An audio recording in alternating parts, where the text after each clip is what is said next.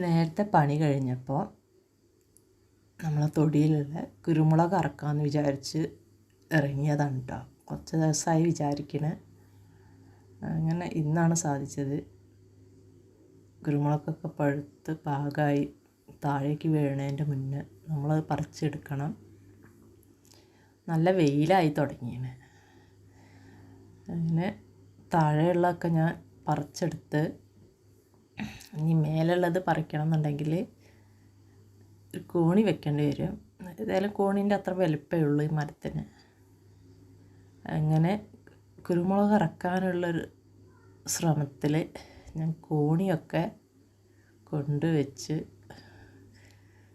മരത്തിൽ കയറി അറക്കാൻ പറ്റും എന്നുള്ള വിശ്വാസത്തിൽ ഞാൻ കോണിമേൽ കയറാൻ പോവുകയാണ് കേട്ടോ.